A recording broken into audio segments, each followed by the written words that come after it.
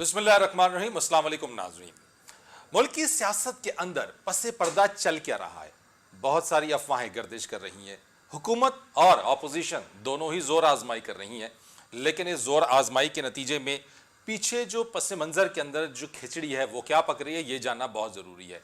चेमोगोइयाँ बहुत हैं, अफवाहें बहुत हैं, अपोजिशन के दावे बहुत हैं और उन दावों के साथ साथ हुकूमत का रद्द अमल कि कुछ भी नहीं होगा, कुछ भी कर ले अपोजिशन, लेकिन हुकूमत अपने 5 साल भी पूरे करेगी, वजीर आज़म की कुर्सी भी महफूज रहेगी, क्योंकि यही वो वजीर आज़म है जो अवाम को मुश्किलात से निकाल सकते हैं, यही वो वजीर आज़म है जो मुल्क को सही रास्ते पर डाल सकते हैं और इस वजीर आज़म के अलावा कोई और ऑप्शन भी नहीं है।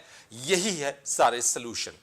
इस सारी सूरत हाल के अंदर आज जो खबरें गर्दिश कर रही हैं उसके मुताबिक जहांगीर तरीन की शहबाज शरीफ साहब से कुछ दिन पहले खुफिया मुलाकात हुई है और इस सारी मुलाकात के बाद यही बात सामने आई है, जिस तरह से राना सनाउल्लाह कहते हैं कि हमारे पास पाकिस्तान तहरीक इंसाफ के जो अरकान असम्बली हैं, जो लॉ मेकर्स हैं, उनकी तादाद काफ़ी ज़्यादा है और जो वज़ीर आज़म ने एतमाद का वोट लिया था उस एतमाद के वोट के हवाले से अगर अब तहरीक अदम एतमाद अगर लाई जाती है तो पहले तो ये मुमकिन हो गया था, 178 वोट लिए थे, लेकिन अब ऐसा मुमकिन नहीं हो सकेगा।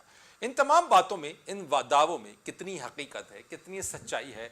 मार्च के हवाले से काफ़ी ज़्यादा बातें की जा रही हैं कि मार्च बहुत अहम है, मार्च के बाद और मार्च में ही काफ़ी ज़्यादा तब्दीलियाँ आएंगी।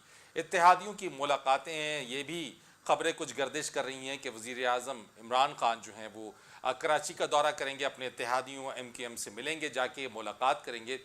इस सारी सूरत हाल में जबकि अपोजिशन इत्तेहाद है, सब मिल रहे हैं, उसके बावजूद भी उनकी नज़रें जहांगीर तरीन के ऊपर हैं और जहांगीर तरीन क्या कोई रोल या कोई ऐसा कलीदी किरदार अदा कर सकेंगे या तकिया उनके ऊपर किया जा रहा है? क्या वही मसीहा है अपोजिशन के लिए नंबर गेम्स को पूरा करने के हवाले से? इन सब पर आज बात करेंगे, जानने की कोशिश करेंगे और तज्जिया लेंगे कि इस वक्त हो क्या रहा है, हुकूमत की मुश्किलात कितनी है, अपोजिशन के दावे कितने दुरुस्त हैं, किन चैलेंजेस का सामना है। इस सारी सूरत हाल के ऊपर आज मेरे साथ बात करने के लिए मौजूद होंगे सीनियर सहाफ़ी तज्जियाकार ओवैस तौहीद साहब, आपका बहुत शुक्रिया। सीनियर तज्जियाकार, दफाई तज्जियाकार lieutenant general retired Amjad Shoaib साहब मेरे साथ मौजूद होंगे, आपका बहुत शुक्रिया। और सीनियर तज्जियाकार मुजम्मल सोहरवर्दी साहब मेरे साथ मौजूद होंगे, आप तीनों मेहमानों का बहुत शुक्रिया। ओवैस तौहीद साहब, अगर मैं आपसे आगाज़ करूँ, ये सियासी पस मंज़र में चल क्या रहा है, क्या हो रहा है? जी शुक्रिया फरीद। देखिए, एक सियासी अदम इस्तेहकाम तो है, सियासी इंतशार भी है, और फिर अगर आपकी माशी सूरत हाल बहुत ही खराब हो तो ये सारी सूरत हाल समझने में आपको काफ़ी मदद मिलती है कि ये मसला आखिर इतना संगीन क्यों होता जा रहा है, क्यों हुकूमत जो है वो मसला उसकी कोई जो आपको लगता है कि संगीन है? मुझे तो लगता है फरीद के एक पेचीदा मामला ज़रूर है, संजीदा मामला भी है। और जो हुकूमत है उसके रैंक एंड फाइल की तरफ से जो रिएक्शन आ रहा है वो बौखलाहट का आ रहा है। अगर हर चीज़ बिल्कुल ठीक है तो फिर ये मुहिम, राब्ता मुहिम करने की ज़रूरत क्या है? अगर आपको परफॉर्मेंस बताने की के लिए ज़रूरत है तो वज़ीर आज़म साहब खुद मंडी बहाउद्दीन और दूसरे इलाकों के अंदर जलसे कर रहे हैं बड़े-बड़े, फिर उसकी तशहीर की जा रही है और उन जलसों के अंदर शहबाज शरीफ और शरीफ खानदान के दूसरे अफराद और अपोजिशन के जो अरकान हैं उनके के खिलाफ एक पूरा नैरेटिव बनाया जा रहा है जो 3 साढ़े 3 साल से हुकूमत का नैरेटिव है। तो मेरा मेरा मकसद कहने का ये है कि मुझे ऐसा लगता है कि हुकूमत जितना कॉन्फिडेंस जाहिर कर रही है, जितना अपने आप को ताकतवर साबित कर रही है, उतना ताकतवर है नहीं, और जितना अपोजिशन अपना समझ रही है कि या इस तासुर देने की कोशिश कर रही है, एक आसाबी जाल उन्होंने गिर्द घेरा हुआ है तहरीक इंसाफ की हुकूमत के सियासी हरबों का, और उसके अंदर वो ये तासुर देने की कोशिश कर रही है कि उनके पास सब कुछ है। जहांगीर तरीन भी उनके साथ है और जब वो आएगा तो PTI की जो किटी है उसमें से कोई 20, 25, 40 वोट निकल कर आ जाएंगे। मैं नहीं समझता, ना इतनी ताकत अपोजिशन में है और ना इतनी ताकत जो है वो हुकूमत के अंदर नजर आ रही है। देखिए, जो जो अपोजिशन का जो ख्याल है कि एस्टैब्लिशमेंट और इमरान खान साहब की हुकूमत के दरमियान वो फासले हैं और उसमें जो उन्हें स्पेस मिली है, उस स्पेस को कैपिटलाइज करना चाहते हैं फ्यूचर पॉलिटिक्स के लिए। अब वो फ्यूचर पॉलिटिक्स क्या हो सकती है? फ्यूचर पॉलिटिक्स जो है कि जी क्या जल्दी इलेक्शन होंगे, मुझे ऐसा नहीं लगता। क्या अपने टाइम राइट। पे इलेक्शन होंगे? मुझे ज्यादा तासुर यही मिलता है, मेरा ख्याल में वहीं पर जाके बात रुकेगी। लेकिन उससे पहले बहुत सारे इफ्स एंड बट्स हैं, और उन इफ्स एंड बट्स के ऊपर एक गेम प्लान बना रही है अपोजिशन। लेकिन मुझे ऐसा लगता है कि एक आसानी प्लान ज्यादा है, तजर्बेकार हैं, शातिर हैं, ज्यादा तजर्बा रखते हैं, और वो समझते हैं कि इमरान खान साहब की हुकूमत जो है वो गवर्नेंस और माशी मसाइल में के गिरदाब में इतनी घिरी हुई है कि उनकी मकबूलियत जो है वो कम हो रही है, और इसी तासुर को वो बढ़ा रहे हैं, और इसी तासुर को लेके वो हरबे कर रहे हैं नफसियाती तरीके इंसाफ की हुकूमत को। मुझे लगता है, आखिरी बात मैं कहूंगा, मुझे ऐसा लगता है फरीद के इस्टेब्लिशमेंट और हुकूमत के दरमियान हम्म। वो रास्ते या वो रिश्ता तो नहीं है कि जो शीरो शक्कर वो होने वाला जो पहले था अक्टूबर नवंबर से पहले। मुझे ऐसा लगता है कि लेकिन नेशनल इंटरेस्ट के मामला हो, ममलिकत के मामला राइट। हो, रियासत के मामला हो, उस पे इस्टेब्लिशमेंट इनको सपोर्ट करेगी। लेकिन इनके सियासी मसाइल, इनके गवर्नेंस के मसाइल, इनके माशी मसाइल, इनकी झोली में होंगे। इनके मसाइल, इस्टेब्लिशमेंट के मसाइल वो नहीं होंगे। तो राइट हो गया। मैं अमजद शेख साहब, ये एक आपने बड़ा सुना ओएसओई साहब ने जो बात की है, क्या वाकई ऐसा है कि इस वक्त जिन इश्यूज पे ओटी साहब फरमा रहे हैं कि इन चीजों पे अब एस्टेब्लिशमेंट सपोर्ट नहीं करेगी, क्या वाकई ये डिस्टेंस आ गया है? देखिए, इस तरह का डिस्टेंस नहीं है। मैंने जो जो सुना डीजीआईएसआई की पोस्टिंग के बारे में, ये एक असम्पशन है। उस जमाने में भी लोगों ने इस पे बातें की, ठीक। लेकिन मैंने जो तहकीकात की उस पे कोई ऐसी शवाहिद नहीं मिले जिससे कि ये पता चले कि वहां पे कोई आपस में कोई ऐसी रंजिश है या कोई इसके ऊपर कोई फासले पड़े। अच्छा, यानी अमजद शेख और साहब, आप बड़े वसूख से ये बात कह रहे हैं कि ये डीजीआईएसआई की पोस्टिंग के ऊपर कोई मैं रंजिश हुकूमत और एस्टेब्लिशमेंट में नहीं है। जी जी, मैं वसूख से नहीं, सिर्फ बल्कि 200% अपने यकीन से कह रहा हूं, क्योंकि मैंने इस पे खासी तहकीक की थी। ठीक। दूसरी बात यह है कि ये जो लोग जिनके बाद जहां बातचीत हो रही है उसमें 5 एमएनए हैं जहांगीर तरीन के। जहांगीर तरीन के एमएनए वो हैं जो कि उसके वफादार भी हैं, और वो भी, उनका भी मसला है कि जब उनको यहाँ पे इसमें पीटीआई के साथ खड़ा किया गया तो उनसे जो वादे वईद किए गए वो यहाँ पे अब पूरे नहीं हुए, ठीक। और अब आगे वो अपनी कीमत वसूल करने के लिए वो कोशां हैं। और जब जहांगीर तरीन पे करप्शन का केस चला, ये आप कह लीजिए शुगर माफिया वाला वो जो धंधा चला था, उसमें जब वो मुकदमा चलाने के लिए अदालत में लेके गए, हम्म। तो यही वो लोग थे प्रोविंशियल असेंबली के 35 और 5 ये एमएनए जो थे इनके, ये 40 थे जो कि उसके साथ खड़े हुए और उसकी करप्शन बचाने के लिए फूलों की पत्तियां फेंकते रहे। तो उनकी मॉरल वैल्यूज का आप उससे अंदाजा कर सकते हैं। सो वो हो सकता है कि वो वाकई जहांगीर तरीन जब इशारा करे तो वो छोड़ दें, लेकिन उससे पहले पहले क्या ये जो डिसाइसिव हो प्रॉब्लम आ सकते हैं रही अमजद है। शेख साहब? जहांगीर तरीन और उनके नहीं नहीं, साथी जो हैं वो डिसाइसिव रोल प्ले कर सकते मैं हैं? नहीं नहीं, वो नहीं कर सकता। मैं आपको बताता हूँ ना भी। अच्छा, अब उसमें जो इनमें या इसके अलावा भी 22 लोगों का ऑपोजिशन कहती थी कि वो हमारे साथ राब्ते में, 22 पीटीआई के लोग वो राब्ते में है। हम्म। लेकिन सबके साथ मुश्किल यही है कि वो आगे से अपना डील मांगते हैं। वो आपसे मांगते हैं कि जनाब हमें इन रिटर्न क्या मिलेगा। ठीक है। पॉलिटिकल पार्टीज के लिए मसला है कि इस वक्त इतना पहले से वादे करने भी मुश्किल है। दूसरी बात ये भी बड़ी प्रॉब्लम है कि डिमांड्स बड़ी ज्यादा है, और डिमांड को नुकसान निगाह से अगर आप देखें तो जो मिसाल के तौर पे पीएमएलएन का देख लें, अब पीएमएलएन के साथ मुश्किल वक्त में जो लोग खड़े रहे हैं वो उनको प्रेफर करें, या इन लोगों को जो कि फसली बटेरे हैं जो कल इनका भी साथ छोड़ सकते हैं, कि इनको वादे कर दें कि अच्छा जी आपको टिकट देंगे। उनका अपना गुजरात में अगर उनका अपना एक चौधरी जाफर इकबाल है वहां पे, उसको इग्नोर करके तो किसी और को पकड़ा दें, ये कैसे होगा? उनके लिए बड़ा मुश्किल होगा ये। ठीक। तो पॉलिटिकल पार्टीज के लिए भी फैसला करना और वादे करना इस वक्त थोड़ा मुश्किल है, लेकिन लोग अपनी कीमत वसूल करना चाहते हैं। इसके अलावा अगर ये मिल भी जाएं तो मुझे शक है पीपल्स पार्टी के ऊपर, क्योंकि मैं उनका अच्छा। पिछले 3.5-4 साल का जो मैं उनका देखता हूं, स्टडी मैंने जो किया है, उनके रवैये, वो अक्सर औकात ऑपोजिशन के जो मामला खराब हुए हैं उसमें उनका कहीं ना कहीं रोल रहा है। आज भी मंगेश साहब, वो उसकी वजह क्या है फिर? वो जो रोल पीपल्स पार्टी जो प्ले कर रही है, क्या वो भी अपनी कोई कीमत लगा रही है? नहीं, वो अब देखिए, उनको पता है कि उनको जो कुछ उनके पास है उससे ज्यादा शायद उनको ना मिल सके अगले इलेक्शन में, तो वो ये गंवाना नहीं चाहते। वो अपनी पोजीशन को अभी सेटल करने की कोशिश कर रहे हैं पंजाब में, जो कि अभी तक नहीं हुई। ठीक। तो उनके लिए बेमानी है कि अगर ये हुकूमत चली भी जाए और उनके साथ उनकी अपनी हुकूमत भी जाए, तो उनको क्या मिलेगा? वो ये 1.5 साल लेके कम अपना अच्छी तरह गुजार के आगे फिर 5 साल के लिए अगर इलेक्ट हो तो वो उनके लिए बेहतर नहीं है। जिस चीज पे उनको यकीन है वो यही है कि सिंध उनके हाथ में रहेगा, बाकी का तो उनको पक्का नहीं है, कोई ऐसा कोई आसार भी नहीं है उस चीज के।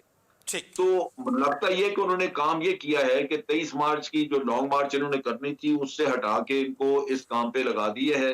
ये अब दिन रात कभी इससे मिल कभी उससे ये भाग दौड़ कर रहे हैं और पीपल्स पार्टी एक तरफ होकर आराम से बैठ गई। राइट, आप ओके। मुझे मैं सर बताएं। जरा मोजम्बिल सोहवर्दी साहब की तरफ जरा आता हूं। अमजद शेख साहब, मैं जरा उनसे बात करता हूं। मोजम्बिल साहब, आपने ओएस तोहिद साहब की भी बात सुनी, जनरल अमजद शेख साहब का भी आपने एनालिसिस सुना। मैं आपसे पूछना चाहता हूं कि जो मुलाकातें हो रही हैं, अगर जहांगीर तरीन साहब से शहबाज शरीफ मिल रहे हैं, ये खुफिया तौर पे क्यों हो रही है? सियासतदान है, अवामी मैंडेट उनको हासिल होता है, अवामी मैंडेट का वो दावा करते हैं, खुल खुला के मुलाकातें करें। खुफिया मुलाकातें, खुफिया डील, खुफिया कनेक्शंस, क्या सियासतदानों को अब ये जेब देता है कि खुफिया तौर पे सारे मामलात करें तो खुल के करें, सबके सामने करें? लेकिन सियासी मुज़ाकरात कुछ बैक चैनल से भी होते हैं, कुछ ऑन चैनल भी होते हैं, और जब तक आपस में बात तय ना हो जाए तब तक कैमरे के सामने मुलाकात करने का कोई फायदा नहीं होता, क्योंकि फिर खबर ये बनती है कि बातचीत तय नहीं हुई। और ये सियासी आदाब हैं कि आप पहले चीजें जो है वो of camera back channel diplomacy से तय कर लेते हैं, फिर जाके मुलाकात करते हैं।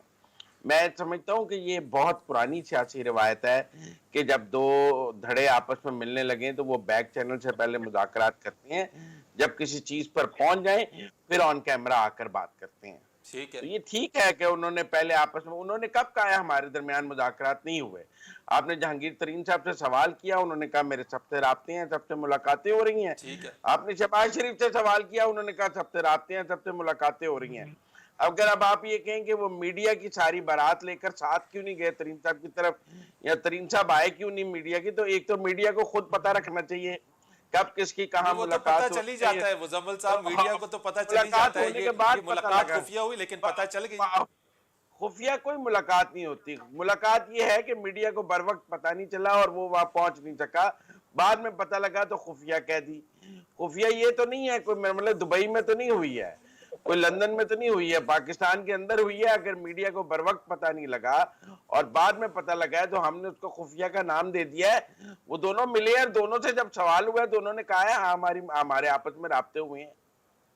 वो कब कह अच्छा रहे हैं चले, कि हमारी ये तो आपस में- मुलाकात इनसे हो गई। मुझे ये बताइएगा, ये सारी अपोजिशन मिलके भी तकिया जहांगीर तरीन और उनके जो साथी जो उनके साथ वफादारी निभा रहे हैं वो उनके ऊपर तकिया कर रहे हैं, तो पूरी अपोजिशन मिलके भी क्या अदम एतमाद के हवाले से कुछ नहीं कर सकती? या जो तहरीक अदम एतमाद की बातें हो रही है वो तकिया सारा का सारा जहांगीर तरीन के ऊपर है? देखें, ये नंबर गेम की बात है। अगर ऑपोजिशन के नंबर ज्यादा हो तो ऑपोजिशन की हुकूमत होगी, जिसके नंबर ज्यादा है उसकी हुकूमत होती है ना मुल्क में। हाँ। अगर कौमी असेंबली में ऑपोजिशन के पास नंबर होते तो आज ऑपोजिशन की हुकूमत होती। यकीनन नंबर गेम इमरान खान के पास है, उनके वोट ज्यादा हैं, उनसे वोट टूट कर ऑपोजिशन के पास आएंगे तो अदम एतमाद होगी ना। यानी उन्हीं के ही लोगों को तोड़ के लाया जाएगा। सर्टनली अगर उनके इत्तेहादी टूट जाए, एमक्यूएम टूट जाए, काफ लीग टूट जाए, या जहांगीर तरीन लोग दे दें, बहरहाल ऑपोजिशन को 12-14 वोटों की जरूरत है। वो 12-14 वोट मिलेंगे तो अदम एतमाद कामयाब होगी ना। अगर खाली ऑपोजिशन के वोटों से कामयाब होती तो ऑपोजिशन वैसे ही हुकूमत बना लेती। ये तो वैसे मजे का ऑपोजिशन के पास सवाल। सेनेट में भी नंबर तो काफी थे, लेकिन सेनेट में ऑपोजिशन तो वो काम नहीं दिखा सकी। हुकूमत ने वहां भी काम दिखा दिया। हुकूमत ने तो नहीं दिखाया, वहां तो अंपायर ने दिखाया। वो तो अंपायर की गेम है। हुकूमत का होता तो पीटीआई अपना चेयरमैन सेनेट ले आती। सबसे ज्यादा वोट पीटीआई के हैं और वो अपना चेयरमैन सेनेट तो नहीं ला सके। वहां तो अंपायर का चेयरमैन सेनेट है। अकलियत को अक्सरियत में बदलने का अख्तियार, सिर्फ जो ताकत है वो अंपायर के पास है, वो किसी सियासी जमात के पास नहीं है। नहीं तो आप कह रहे हैं अंपायर गैर जानिबदार, आप नहीं समझते अंपायर गैर जानिबदार है? आपने आपने चेयरमैन सेनेट की बात की है, सेनेट की बात की है, मैंने उस तनाजुर में जवाब दिया है। जी। हर वक्त सिचुएशन डिफरेंट है, आज की सिचुएशन और है, 2018 की और थी, 2020 की और है, 2021 की और है। अंपायर भी डे टू डे सिचुएशन के हिसाब से अपना रोल डिफाइन करता है। अच्छा, आज की क्या सिचुएशन है अंपायर की, ये चले ये बता दे, फिर ब्रेक ले लूंगा। इस वक्त तो अंपायर और गवर्नमेंट के दरमियान फासले नजर आ रहे हैं, किसी को आए ना आए, हमें तो नजर आ रहे हैं। क्योंकि ये अब हुकूमत तो ये नहीं कहती कि हम सेम पेज पे हैं, वरना 3 साल तो बड़े फखर से सवाल लहराया जाता था और कहा जाता था एक पेज पर हैं, एक पेज पर हैं। अब तो शेख रशीद साहब भी कहते हैं कि जिस दिन मैंने कहा कि इमरान खान के सर पर साया है तो मुझे कहा गया कि इसकी तरदीद कर दें। मैंने तरदीद नहीं की, तरदीद ही थी ना जब उन्होंने कहा कि मुझे इसकी तरदीद करने के लिए कहा गया। चले तो अब तो मैंने एक ब्रेक लेनी है। आप अमजद शेख साहब तो वैसे इस चीज से एग्री नहीं करते, मुजम्मिल साहब। चले, ये आपका अपना एनालिसिस, उनका अपना एनालिसिस है, बिल्कुल हुई सोई साहब अपना एनालिसिस कर रहे हैं। यही हम जानने की कोशिश कर रहे हैं कि इस वक्त चल क्या रहा है, पस मंजर में है क्या। एक मैंने कमर्शियल ब्रेक लेनी है, ब्रेक के बाद आ जाएंगे, इसके ऊपर मजीद बात करेंगे। हमारे साथ रहिएगा। एक बार फिर आपको प्रोग्राम में खुश आमदीद कहेंगे। ओए सोई साहब, जो बात इस वक्त आपने भी सुनी, मुजम्मिल साहब फरमा रहे हैं, यकीनी तौर के ऊपर नंबर गेम्स, नंबर को पूरा करना है। आप गवर्नमेंट के पास जो है वो नंबर्स हैं, अपोजिशन के पास नहीं, और वो उसको पूरा करने के लिए जहांगीर तरीन ग्रुप से भी बात हो रही है, जहांगीर तरीन से मुलाकात हुई है, जो इत्तेहादी है उनको भी जो है वो आराम करने की कोशिश की जा रही है। आप क्या समझते हैं वैसे इनमें से वीकर लिंक कौन सा है विद इन द पीटीआई के? जो लोग अपने लॉ मेकर्स, वो काफ लीग, MQM, दीगर इत्तेहादी, कौन है जो टूट सकता है? देखिए, जो जाहिर बात है कि मरकजी हुकूमत जो है वो तो एक कमजोर अक्सरियत के साथ खड़ी हुई है, और इसी तरह की सूरत हाल पंजाब में है कि चौधरी बिरादरान अगर अपनी हिमायत हटाते हैं और MQM अपनी हिमायत हटाते हैं तो फिर जाहिर बात है कि विफाक में नहीं रहेगी और पंजाब में एक अलग सियासी बहरान होगा।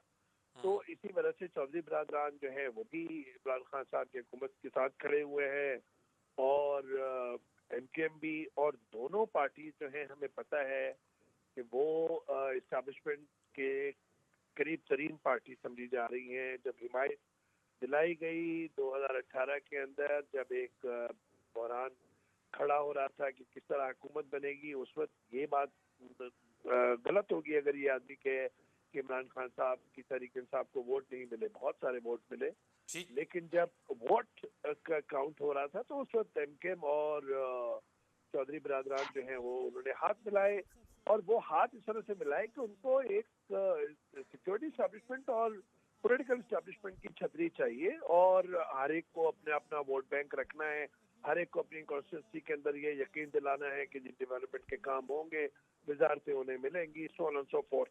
लेकिन इस सूरत हाल जो है वो जरा मुख्तलिफ है, और मुख्तलिफ सूरत हाल के अंदर एक हो रहा है सियासी गेम प्लान, जो लंदन में बैठे नवाज शरीफ साहब, जरदारी साहब, मौलाना फजल रहमान साहब, शहबाज शरीफ साहब और जो गैर सियासी कुछ शख्सियात हैं उनके दरमियान है।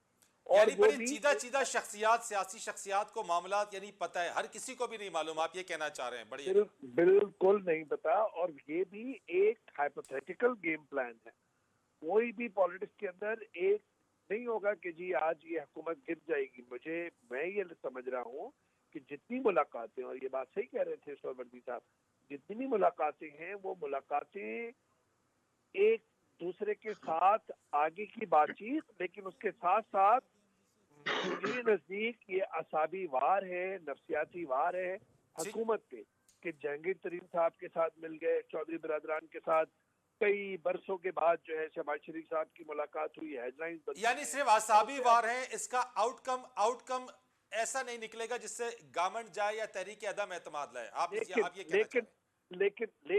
लेकिन हर बार के साथ ऑलरेडी एक मसाइल के अंदर घिरी हुई हुकूमत वो मजीद कमजोर होगी, और अगर वो पब्लिक डोमेन के अंदर आकर और पॉलिटिकल डोमेन में आके ये अपना डिमॉन्स्ट्रेट करे, नुमाइश करे अपनी बौखलाहट की, तो फिर उनकी अपनी कॉन्स्टिट्यूंसी के अंदर उनको डैमेज होगा। राइट हो गया। अमजद शेख साहब से मैं पूछता हूं, अमजद शेख साहब, असाबी वार है, स्पेस हासिल करना चाहती है अपोजिशन जमातें। राइट, मैं सिर्फ 2 लाइनें कहूंगा। मुझे नहीं लगता कि हुकूमत गिराने में इतना इंटरेस्टेड होंगे, हुकूमत को कमजोर करने में और ये जो एक स्पेस नजर आई, खलीज जो है उसको मजीद गहरा करने में राइट हो गया, ठीक हो गया। उनका कोई भी नहीं चाहता अपोजिशन जमात कि वो इन मसाइल के साथ लेके अगले 1 साल के बाद इलेक्शन में जाए और इन मसाइल को अपने कंधे पर राइट, यानी ये बर्डन कोई भी अपोजिशन की जमात नहीं चाहती कि इस बर्डन को वो अपने सर ले। अमजद शेख साहब, जिस तरीके से ओवैसी साहब ने फरमाया, अपोजिशन के ये आसाबी वार हैं, हर वार के साथ गवर्नमेंट को वीकन करने की ये कोशिश कर रहे हैं और कोई भी ये नहीं चाहेगा। तो अगर ये सिचुएशन इसी तरीके से ही है और सूरत हाल ऐसी ही चलती है, तो फिर कौन, यानी अगर ये गवर्नमेंट कमजोर है, डिलीवर नहीं कर सक रही है, गवर्नमेंट ने अभी अपनी जो है वो राब्ता मुहिम शुरू कर दिया है, तो फिर क्या है, यानी व्हाट्स नेक्स्ट, फिर अपोजिशन क्या चाहती है फिर? देखिए, जो आसाबी मामला है ना, वो तो बाई प्रोडक्ट है। जब आप पॉलिटिकल एक्टिविटी करते हैं हुकूमत के खिलाफ, तो नेचुरली उनके ऊपर प्रेशर बिल्डअप होना शुरू होता है। खास तौर पे जब आप उन्हीं के इत्तेहादियों से मुलाकातें कर रहे हों, उनकी अपनी पार्टी के लोगों से मुलाकातें कर रहे हों, तो उसमें ये सोचना कि प्रेशर नहीं होगा या उनके आसाब पे बोझ नहीं आएगा, वो तो आएगा। वो एक बाई प्रोडक्ट है। असल चीज ये है कि उनका डिक्लेयर्ड एम तो यही है कि इसके खिलाफ हमने नो कॉन्फिडेंस लेके आना है। अब नो सर ये कॉन्फिडेंस आ जाएगी वैसे, अगर मैं कैटेगोरिकली आपसे पूछूं कि जिस नो कॉन्फिडेंस की बात कर रहे हैं, लोगों को इंगेज कर रहे हैं कि हम ये लेकर आएंगे, प्राइम मिनिस्टर को घर भेज देंगे, क्या ये मुमकिन है, हो सकता है ये? मैं जाती तौर पे समझता हूं कि ये शायद ना हो सके। मेरे नुक्ता निगाह से तो मुश्किल लगता है। उसकी बहुत बड़ी वजह है, हम जिस चीज की तरफ तवज्जो नहीं दे रहे, वो ये है कि ये सियासत 100% मुफादात की बुनियाद पे है। अगर आज आप ये कहें, जैसे ओटी अभी कह रहे थे कि आज कोई भी एक ये साल पहले नहीं लेना चाहेगा एक जिम्मेदारी, जो कि मुश्किल हालात में हुकूमत है, हुकूमत अनपॉपुलर है, 2-3 वजूहात, बड़ी बात है महंगाई सबसे टॉप ऑफ द लाइन आप देख लीजिए, या ये कि करप्शन का नारा भी इमरान खान लगा रहा है, जबकि करप्शन पे किसी को सजा वगैरह तो करवा नहीं सके ये। ठीक, तो हुकूमत के ऊपर बहुत सारी चीजें, बहुत सारे ऐसे नुकात हैं जिनकी वजह से हुकूमत की पॉपुलैरिटी तो बहुत बुरी तरह इफेक्टेड है। ठीक, लेकिन क्या साल बाद बोझ उठाने के लिए ये तैयार होंगे? साल ये बाद एक अगर सवाल है। हुकूमत की कारगुजारी अगर इससे भी खराब हो जाती है, साल बाद अगर हालात इससे भी बुरे हो जाते हैं, तो उस वक्त आके इमरान खान को कहेंगे कि अब तुम बैठे रहो? ये नहीं है। वो सारी सियासत है मुफादात की। हर कोई अपना हिस्सा मांग रहा है, हर कोई अपना अपनी अपनी कीमत लगा रहा है। राइट हो गया। यानी अमजद साहब, आपने जो बात की कि हर मफादात की ये सारी जंग है, हर कोई अपनी कीमत लगा रहा है। मुजम्मिल सोहवर्दी साहब, अगर ये वो तमाम एफर्ट्स हैं, तो क्या साल बाद, जो एक बड़ा वैलिड पॉइंट है, कौन जमात, कौन सी अपोजिशन की जमात जो है, मुस्लिम लीग नून, पाकिस्तान पीपल्स पार्टी, जो कुछ भी इस वक्त सूरत हाल है उसका बोझ उठाने के लिए क्या तैयार हैं? तैयार हैं, तो वो कह रहे हैं ना हमें हुकूमत दे दें। वो समझते हैं कि अगर इतनी बुरी हुकूमत से हम अच्छी हुकूमत कर लेंगे और साल में डिफरेंस सामने आ जाएगा 3.5 साल का और इस 1 साल का, लोग समझेंगे कि 3.5 साल एक बुरी हुकूमत थी और 1 साल एक अच्छी हुकूमत आई है, लोग वोट दे देंगे। इसमें ऐसी कौन सी बात है? लोगों को तो फिर ये सुनने को मिलेगा कि पिछली हुकूमत सरा खराब कर गई, हमें सही करने में कई बरस लगेंगे। तो सर कदम नजर आ जाएंगे ना, नहीं देंगे लोग वोट। देखिए, इसमें रिस्क तो ऑपोजिशन का है ना। अगर वो हुकूमत लेने को तैयार हैं, तो हमारे लोग उनको डरा के क्यों कह रहे हैं कि भाई आप हुकूमत ना लें, आप हुकूमत ना लें, आप मर जाएंगे? ये नया नैरेटिव बिल्ड किया जा रहा है कि देखें जी, इमरान खान को इसलिए 1 साल और दे दें क्योंकि अगर आप अभी निकालेंगे तो आपका नुकसान हो जाएगा। भाई अवाम की सोचें, अगर वाकई एक बुरी हुकूमत से जान छुटती है तो छुड़ा लेनी नहीं, चाहिए। अपोजिशन की जमातें क्या तैयार हैं कि आज के दिन हुकूमत को घर भेज के खुद हुकूमत कर लें? अगर वो हुकूमत के इत्तेहादियों से जाके वोट मांग रहे हैं, अगर वो तरीन से वोट मांग रहे हैं, तो वो तैयार ही है ना। और आपको क्या लग रहा है कि वो घर आराम से बैठे हैं, वो वोट पूरे कर रहे हैं? अगर एस्टेब्लिशमेंट उनके रास्ते में रुकावट नहीं डालेगी तो मेरा ख्याल है वो सक्सीड हो जाएंगे।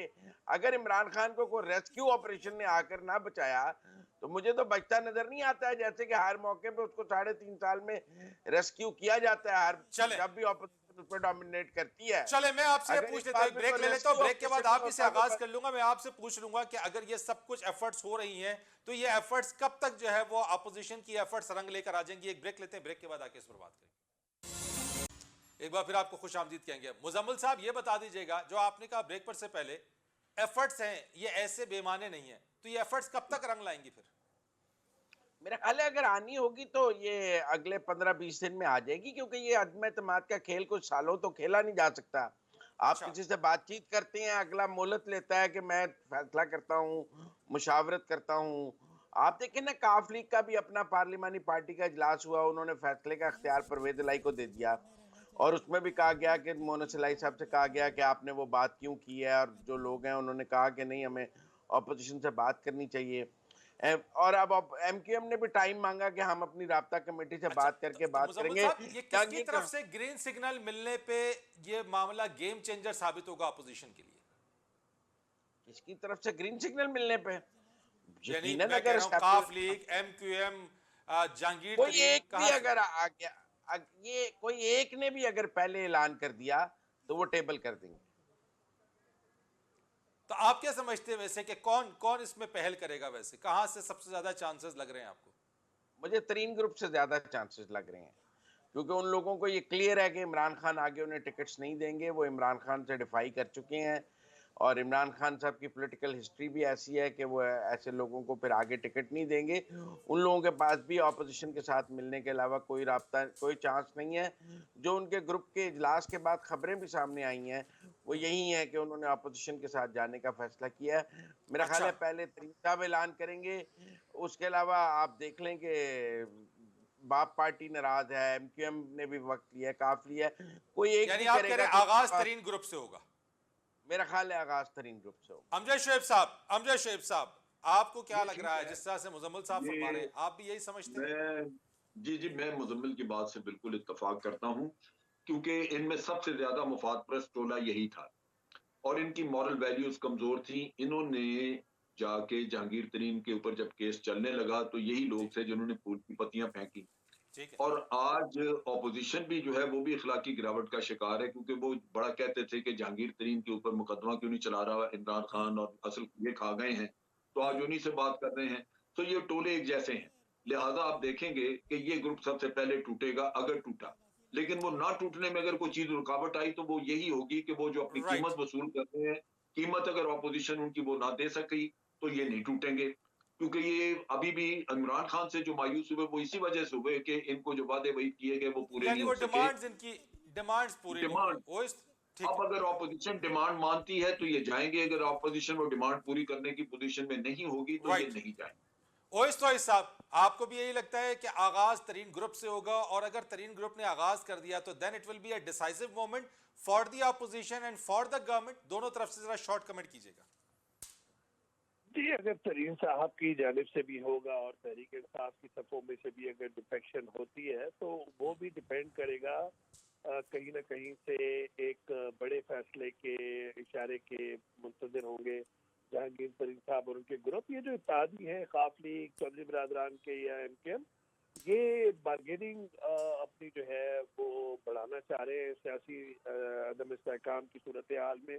मुझे इससे ज्यादा नहीं लगता। मुझे ऐसा लगता है कि मसाइल में घिरी हुई है हुकूमत और एक असाबी जंग भी है, लेकिन तहरीक अदम एतमाद जो है उसकी डेट इसी वजह से नहीं दी है अपोजिशन के, उनके पास नंबर गेन पूरे नहीं है। तो वो भी उस जगह की तलाश कर रहे हैं कि उन्हें कोई बहुत बड़ा खला मिले, बहुत बड़ी जगह मिले, और उसकी एक वो इंतजार करेंगे कि जो फॉरेन फंडिंग का केस है जी। जिसके बारे में अब ये इत्तलात आ रही हैं कि वो मार्च के पहले हफ्ते या दूसरे हफ्ते में आ जाएगा, तो उसके नताइज पर भी बहुत कुछ डिपेंड करेगा। तो ये मेरा नहीं ख्याल कि एक ऐसा है कि जहांगीर तरीन के टोले में से लोग जो है वो मौसमी बरसाती परिंदों की तरह आ जाएंगे झोली में। वो भी देखभाल कराएंगे। उन्होंने एक शिफ्ट तो की है उन मौसमी सियासी परिंदों ने, ठीक। जिस तरीके से खुसरो बख्तियार वगैरह ने की थी जी। 2018 में, और वो भी किसने कराई थी वो भी सबको पता है। तो जी हाँ। अभी भी बहुत कुछ डिपेंड करेगा और सूरत हाल पर और मुख्तलिफ अक़दाम पे फ्यूचर के अंदर। तो अभी अपोजिशन के पास नंबर गेम नहीं है, लेकिन एक गेम प्लान जरूर मौजूद है जिसकी बुनियाद पर वो ये असाबी वार कर रहे हैं। राइट हो गया, बिल्कुल ठीक। बहुत बहुत शुक्रिया है। आपका, बहुत शुक्रिया आपका ओएस तोई साहब, thank you so much. Lieutenant general retired Amjad Shoaib साहब, आपका बहुत शुक्रिया। मुजम्मिल सोबरदी साहब, आपका बहुत शुक्रिया। फरीद रईस को इजाजत दीजिएगा। अल्लाह हाफिज़।